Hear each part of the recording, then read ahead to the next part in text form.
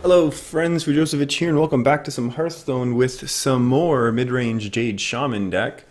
And this one is slightly modified from the past couple videos that I've uploaded. What I did is I took out the pirate package, which included only patches and Buccaneer, and added two lightning bolts and one Manatide Totem.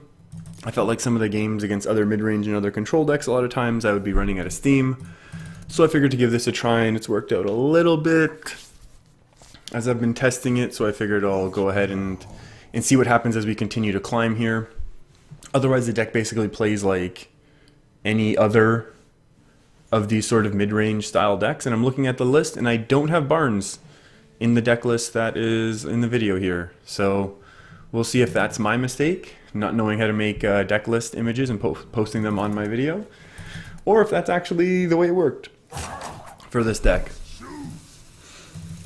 And this is the classic Pirate Warrior opening of roping on turn 1 when they decide whether they play Rusty Hook or Small Time Buccaneer.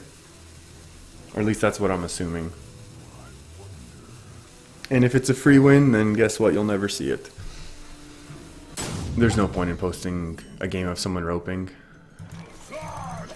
So whenever this happens, you basically play as fat. Oh, and now he's back. And not going to burn the rope. Is he? He has to do something. And that's okay for us. If this is Control Warrior, I think we'll be okay here. If it's Pirate Warrior, it's the worst opening I think of all time, maybe? But we'll see.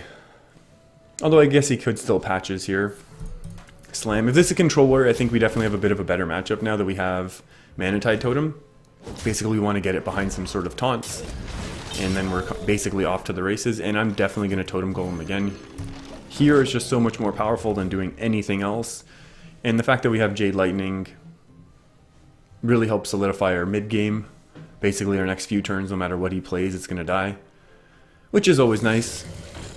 And I think in this situation I will use it to remove his Ravaging Ghoul, even though that means I have to use the coin. Well, I mean, if I could guarantee spell power, I would rather Spirit Claws. Like, let's say we had Blood Mage Thalnos, I would rather do that. But since we don't, we're going to go ahead and guarantee the kill here. Obviously, 25% is not a high enough percentage chance for me to be willing to risk Spirit Claws. Otherwise, Spirit Claws is great in this situation, and it saves some really, really strong removal. Having these Maelstrom Portals, obviously not super strong right now. And in this situation, I'm willing to go ahead. Now I'm willing to risk it. And since we don't want infinite value from Harrison Jones, we're going to go ahead and just attack once, and then we'll save the other 2 charges. Not infinite, obviously, value, but really good value for our opponent. If they were to get 3 draws... Oh, Harrison Jones. Sadness. So this is going to be really bad for us if our opponent's really able to start building up a little bit of a stronger board here, so we're going to go ahead and kind of go wide here. If this draws out a Brawl, it's not really the end of the world for us, since that's basically our opponent's only turn here. I mean, Brawl Hero Power is kind of whatever for them. The worst would be Baron Geddon. Is Baron Geddon 7 mana still? Have they changed that card yet? I don't know. Interesting.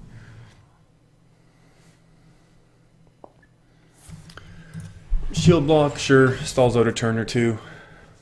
Since I don't have a super strong board, I'm going to be tempted to not play Manatide at this point. I'll just Hero Power and pass, I think. Still pumps in enough damage at least to get through his shield block. Are we looking at another Ravaging Ghoul? What's going on here? Ooh, a Revenge. Interesting. Really wanting to get rid of my board. So with that in mind, oh... I wonder what's worse, Bran into Jade Claws? So part of the reason why I like doing this is because it's going to go ahead and draw out... It is going to go ahead and draw out a Brawl, which I'm expecting. But he's not going to do too much other than Brawl me this turn. And if he doesn't Brawl me, well then I think we're really in business. But if all he does is Brawl, I still have a chance to actually have something reasonable. Obviously, there's a few totems that I really don't want to see. Yeah, keeping Bran is kind of super strong. But this basically guarantees the rest of my Jade cards to be super, like, actually really good. And here I'm going to go ahead and not attack or do anything. And hopefully if Mana Tide stays up 2 turns, it basically, I don't want to say wins me the game, but I'm in good shape then. And obviously it could just get eaten up by a bash, which would be to be expected. Now we're kind of looking at not a good time for us. Ooh, Shield Slam, that's sad. And now we're hoping we can draw Aya somewhat soon. How do we want to do this? I think attack. Oh, we have to be thinking about how we're actually going to be able to set up for lethal here. I think this is our best play right now.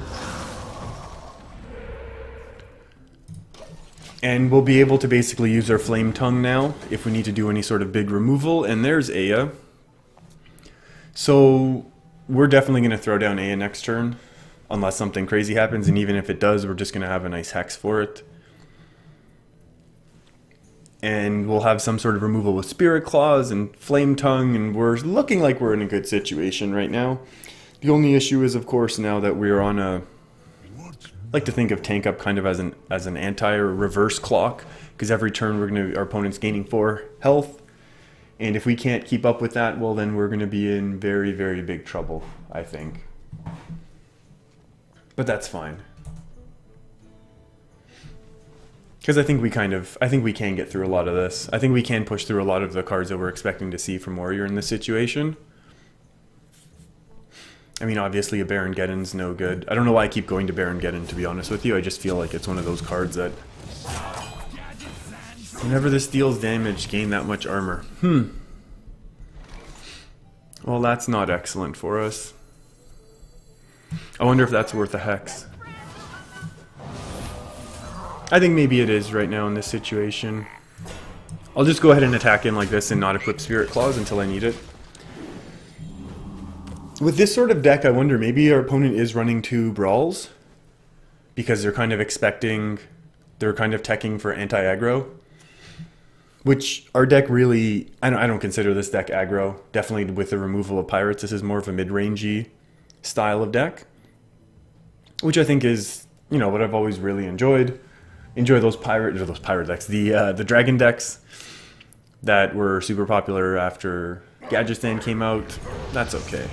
As long as it doesn't hit either of these two, I think we're very, very happy. Now it's more likely that one of my big minions gets hit. Oh, that's one of our best results, isn't it? Is that worth another Hex? How much do we have? Do we push for lethal here? Flame Tongue, trade in Maelstrom, face? And then if he hits a Brawl, though, he wins, right?